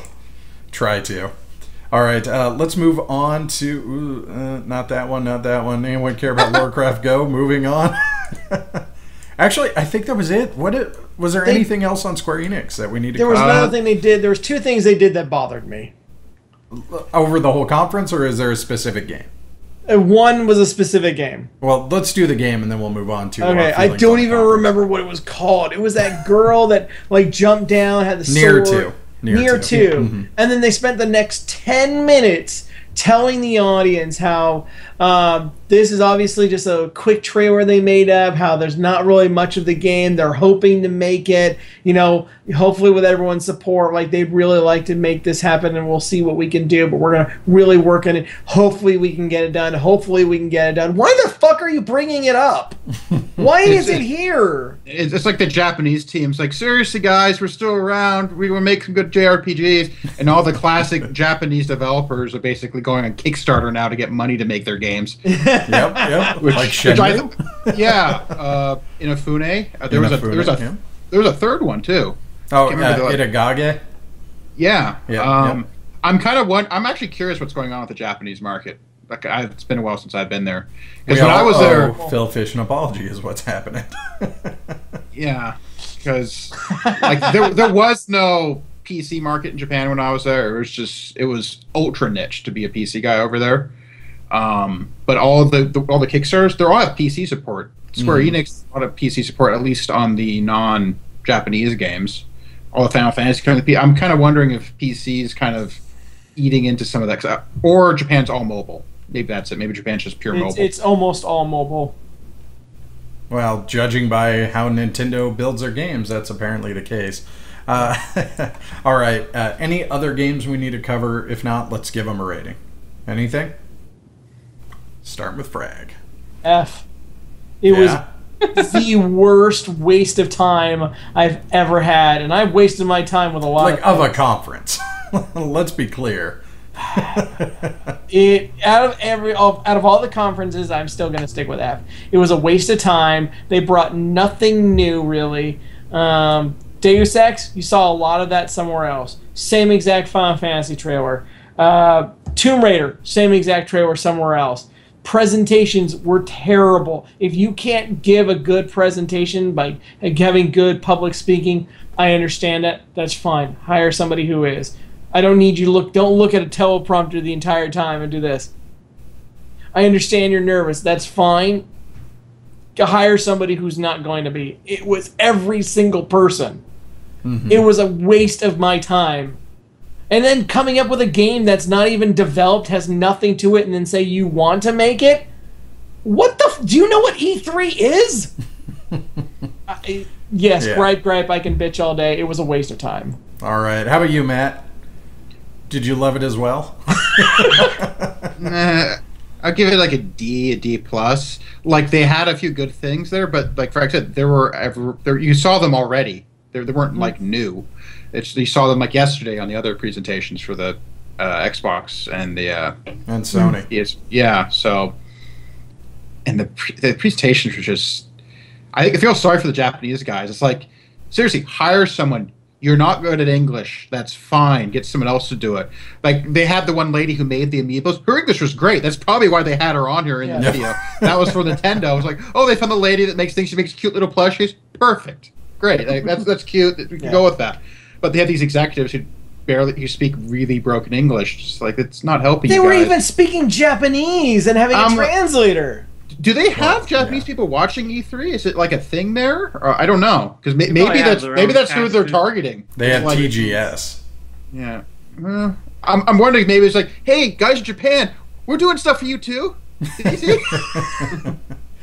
All right, Atlas. I'm gonna have to go along the same lines and give it a D. I mean, there was really nothing exciting. Just Cause 3 we forgot about that one, but that one looked okay. That just some explosions. The reason it looked fun. Yeah, actually. It looked fun. The reason I didn't give it like an F is just because Kingdom Hearts 3, it hasn't shown gameplay and it did look good, so pulled it out of that F region. But other than that, it was either done or kind of lackluster. All right, my rating's following you guys once again. It's an F for me. I agree with Frag. I think showing nothing of substance. The games they did show was almost nothing new. They had Kingdom Hearts 3 and they had Just Cause, great titles. They could have thrown in one of the other conferences. They didn't need to have this one. That's my beef right there too. And not only that, but I was going to mention what I think's going on. We saw tons of Japanese games, and there was a lot of them that were shown, and it was like, hey, we're going to have more in fall. We're going to have more in fall. We're going to have more in fall. Well, Tokyo Game Show's in September. I'm fairly certain that it was all of this was just primer for what's going to happen at Tokyo. But that has not been the case in the past. Usually, even though Japanese games traditionally haven't sold too well for the last few years, America's still a huge, important piece for them. So why would they go back to Tokyo? My theory, and I'm full of theories tonight, China released their ban on console gaming. I really think that these Japanese games are a push to get the Chinese market to adopt them. And honestly, it's their best possible case. If they can get PlayStation to be big in China, it's going to be a huge win, and it'll make the Japanese market relevant again in a way it hasn't been in a long time. I don't know. That'd be interesting. There is a pretty... The Chinese do not like the Japanese. That's exactly the point. That is really deep dislike between those two countries. And well-deserved. Yeah. But they come from at least similar enough cultures that they will respond well to the same styles. Not say that to a Chinese person. Well, I'm not, because none of you are Chinese. Yeah. But I'm saying, like, that's an Eastern market mentality, and that could be a huge win if they can grab that culture and they can present the right things. They want to, because that is a buttload of money. They want to. Whether or not they're going to pull it off, I don't know either. I have my doubts, but maybe. But I want to point out that for 5 seconds, they showed the new Dragon Warrior. That is a huge game. Not to American audiences, but you think that would be something that would be even big enough just to show at a conference that really had nothing else to show. They took 5 seconds to show Dragon Warrior. That means they're saving all of it for Tokyo Game Show, which means, again, I really think that's where they're going. That's a good point, though. We'll see. I don't know if they'll be successful, but I agree. I don't That's either. A very valid point. E3 is not cheap. I just think this is like, I don't understand. Must be cheap, judging on these last two conferences, but yeah, fair enough. Well, Nintendo doesn't really think about money anymore. That's true. They got a big back pocket of it. But at some point, they're going to have to think about it. I got so fed up with Square Enix, I literally had to like walk away. Is how angry I was getting. I literally got offended by like how bad everything was. All right. Well, let's move on to our final conference of the night. PC for the first time. I don't know if they've actually ever done a PC-only conference, but AMD and apparently Microsoft hosted a PC conference to talk about with some PC of those... Gamer. With PC Gamer. Yes, I'm sorry. Yeah. With PC Gamer to talk about what's happening on the PC front. And there was some interesting stuff, so let's get out of the way. I don't want to just have it be brought up every time I bring something else up. So, Matt, Star Citizen, what did we see? Well, they phoned it home, and Yep. I think I have the theory that they didn't plan for this to occur till like a month ago at the best or something, because every presentation we saw was almost done before. No one made anything particularly for E3. There was no preparation. Someone who's scheduling this dropped the ball majorly, like because Chris Roberts is in the UK, working on the stupid game. So the Star Citizen thing, there's mostly Chris Roberts talking about how he thinks. Did you call Star Citizen a stupid game? He's being facetious. Oh, He's being endeared to it. Thesaurus facetious. You know that bastard. But so Chris Roberts is in the UK. He's kind of like does this presentation. It's like, oh, it's great that we have PC gaming now at E3. This is something that should have been going on before. And they have like some brief shots of Star Citizen, some of them just from them like doing. This is literally stuff they could have whipped together over a couple hours from just random footage they have. Probably did. And that's exactly what happened. To be fair, a lot of that footage I've never seen before, so a lot of it's new. That is saying something. So there was some new stuff in there. It's very brief. They showed like a bunch of things with some of the ships out there, which looked nice. The two things that did catch my attention, one, they had like a big capital ship kind of shot at, which looked nice. But the facial animation, if you watch the video, it's like 2 minutes, 5 seconds long. At the 1 minute mark, they have this close up of like a facial animation. It looks fucking amazing. When I first walked through it, I thought that was a person, and I was looking at the other games. It's like, wow, they got pretty good at faces. I know Star Citizen is supposed to have a really good system, but man, it's gonna have some competition. I said this like, well, shit, did they hit that one out of the park again?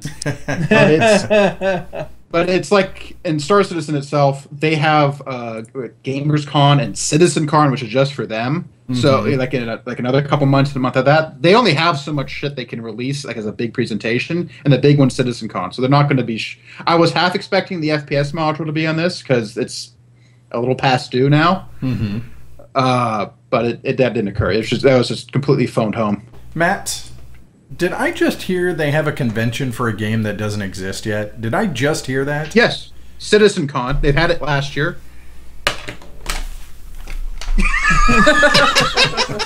Jesus, really?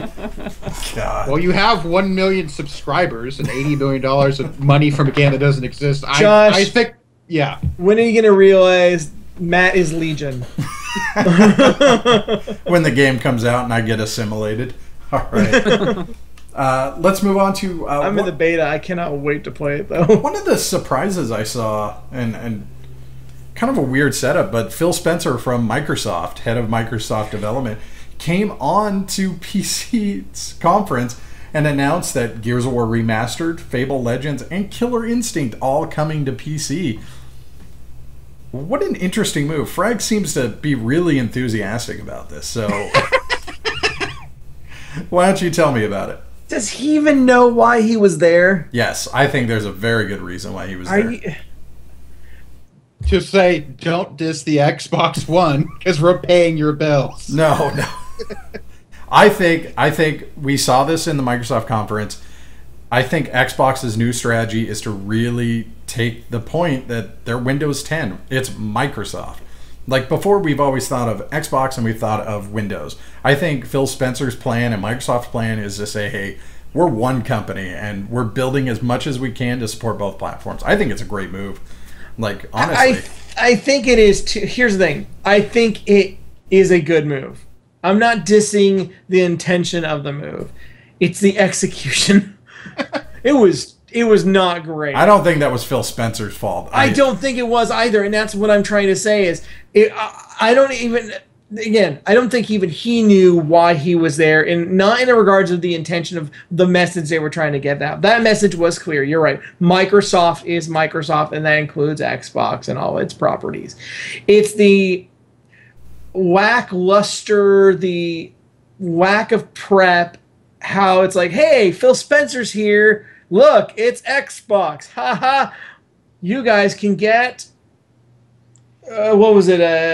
Killer of War Remastered, Fable Legends, and Killer Instinct. Right. Which he didn't make that announcement. Another person did. And then he sat off to the side for like 20, 30 minutes, like in another chair off the main couch. Like, here's the PC gamer guy. Here's the bitch. Here's the big couch for everyone else. And there's Phil Spencer. It's like, why are you even still here? Like, what?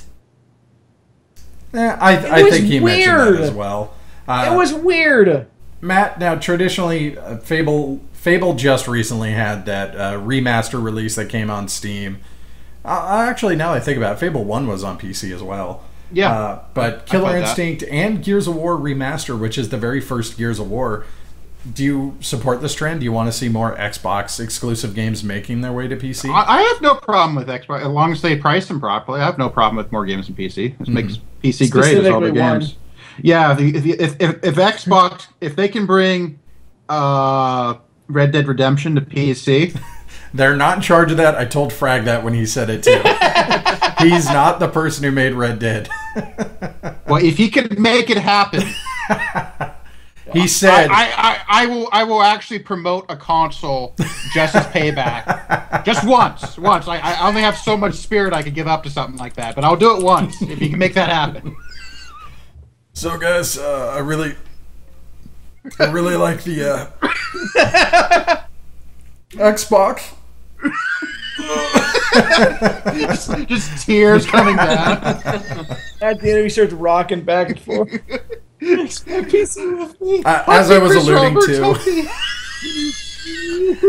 alluding to, talking about, I think this is the right move for Microsoft. I think it's the right move to adopt that. Something he threw away as a line, and I want to know more, is he talked about if you play Killer Instinct on PC and you play Killer Instinct on the Xbox, you get the same game and you can go between the two. does that mean cross-platform connectivity, or does that just mean my saves transfer over? Because that's a big question. I think it was cross-platform play. Yeah, that's really interesting to me. And Killer Instinct's a fighter game, right? correct. Yeah.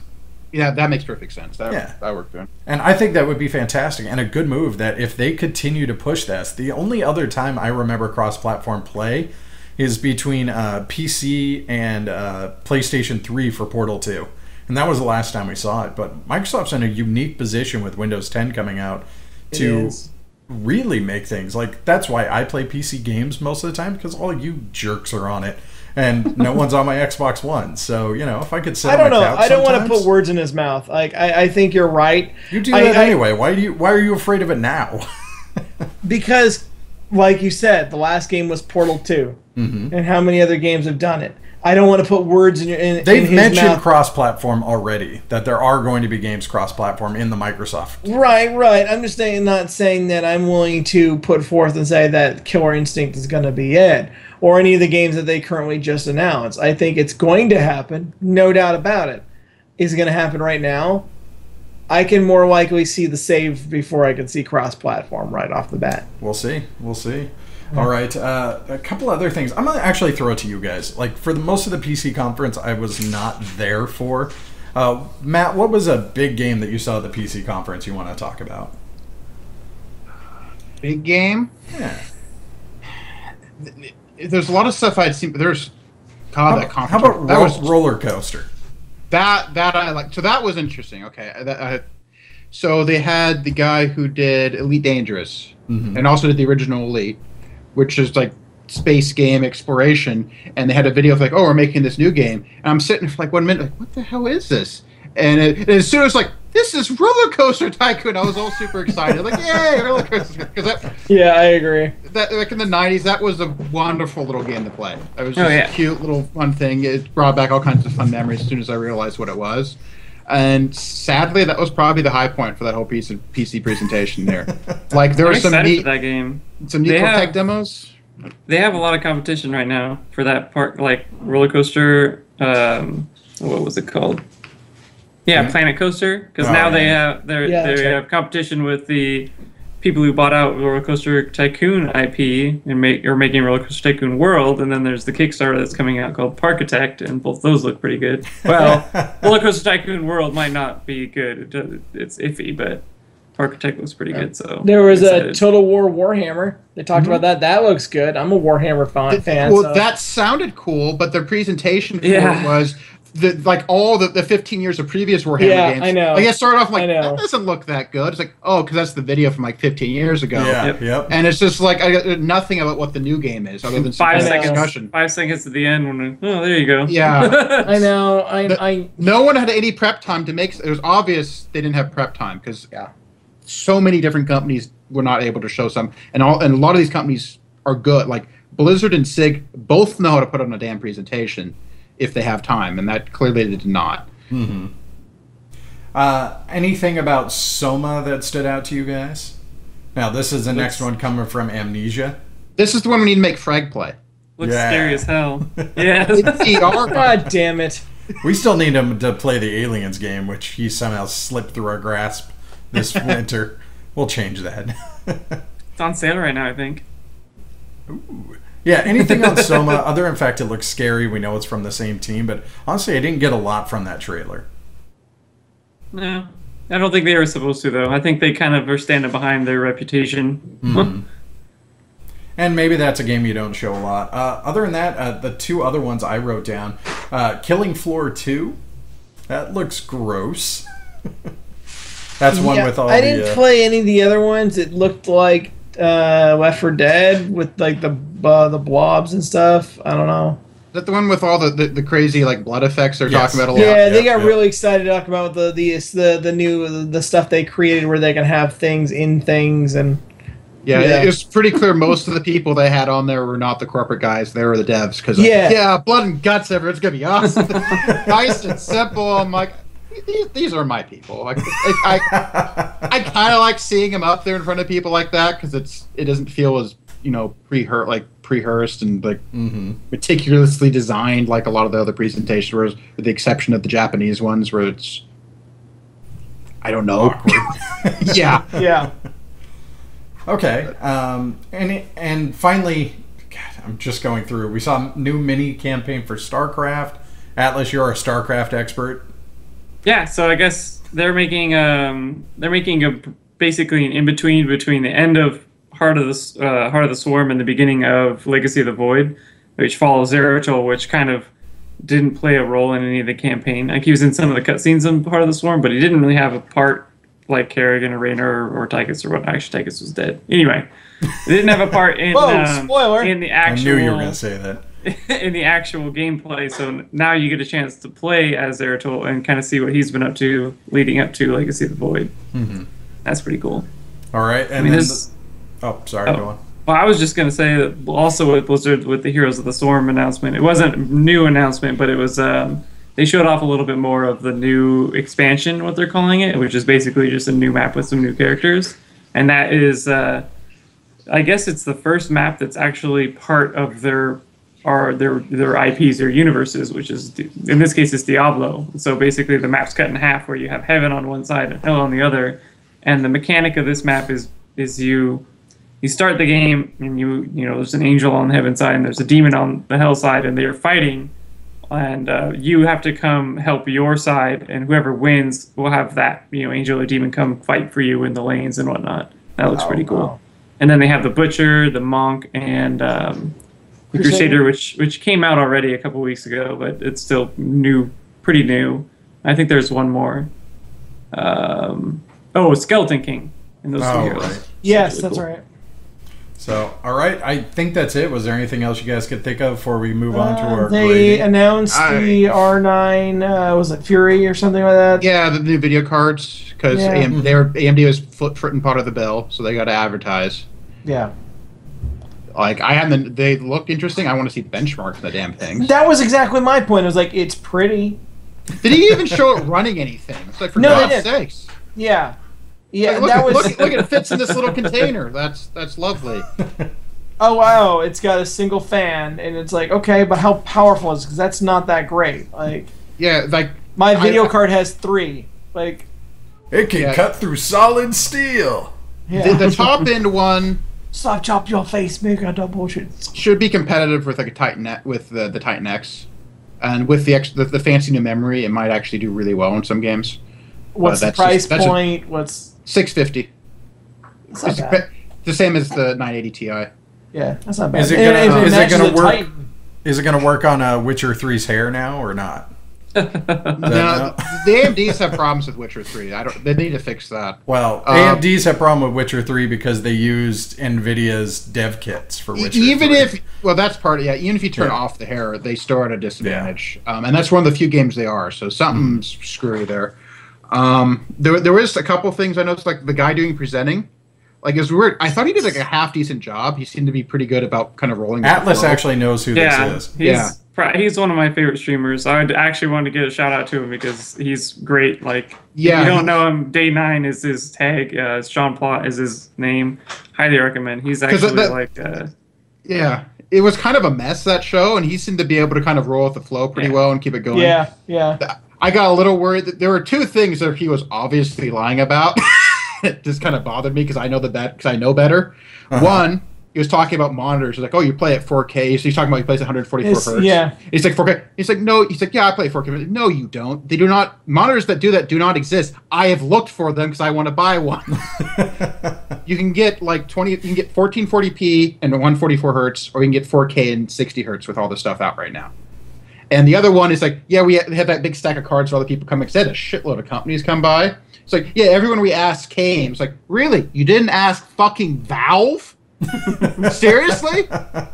Valve not being at E3 is like having an Xbox conference and Microsoft not showing it. It's, for God's sake, they own the PC distribution market. They're integral to the PC like system, and they weren't there. So I'm like, I was surprised at that.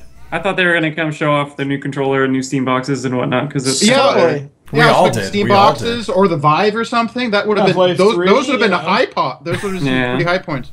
I expect Half-Life 3, if they're going to do it, it's going to be some kind of VR thing. They're going to want to.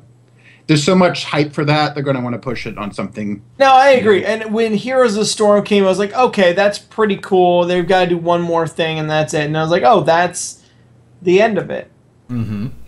What a weird place to end. What a weird place to end. I think everyone kind of expected something called. Oh, I should look it up. But anyway, it's basically Valve Software. It's Valve.software instead of Valve Software, which is their actual website. Asshole. And immediately copied the exact page, except for put a little blurb of Half-Life as one of the slider options. Half-Life 3. It was beautiful. It's so well done. All the links send you right to Steam. I totally believed it. I sent it to Frag. I was like, hey, dude, I'm sending you something. And I see him like this.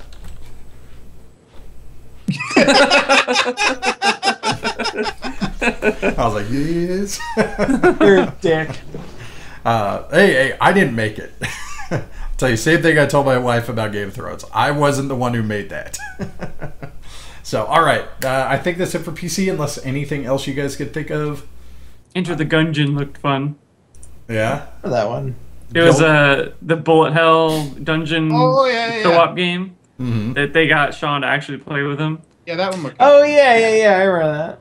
I like Bullet Hell type games. So what was that game they had him playing in VR? The space game. What was that? I don't remember. Valkyrie? Was it Valkyrie? Yeah, Valkyrie Eve. Oh, okay, yeah, and he was standing up and doing it, and then they're like, yeah, next time you should probably sit down. That seemed like a bad move. That was kind of funny. So, yeah. All right, let's go around. Frag, starting with you. How was the conference? I'm debating between a B- and a C. I'm gonna go with a B-. I think the intentions were there. I think that some of the games were interesting, but I just think that without prep time, at least that's the impression. Without prep time, it was lackluster. It seemed half-assed. But I think that they had the intentions, and I think they had people who cared. Especially like the host. I could tell he obviously cared. He wanted to make it awesome. But with what the impression had happened, without the like, again, prep time, it just seemed like they couldn't do the show that they wanted to do and what it needed to do. Okay. So for what they did and what happened, I'm going to go B-. All right, Matt? It's kind of hard. Like, it's actually about what I expected, because E3's never been that huge for PC gaming. Yeah. But it's like, if you take everything into account, it makes sense. Like some kind of scheduling or something failed pretty bad on this. Mm-hmm. But I still got to give it like maybe a D+, simply because it just wasn't that good at presentations. Like, there were parts of it I liked from the PC gaming perspective, but I am biased as fuck, and. And it's like, so taking that into account, I got to give it a D+, just because if they could have really shown off if they wanted to, but they didn't. And I think some things they could have, like, here's this game on the Xbox, here's this game on the PC. They could have done that, and that would have, some of those games would be like, holy fucking shit, that's what the PC can do. That never happened. A lot of these things, I think all these developers were like, didn't get a go on the PC. It's like, yeah, it's coming on the PC, and it's coming on the PS4 too. They got to mention that because they know the PS4 people are watching this. So it wasn't like a.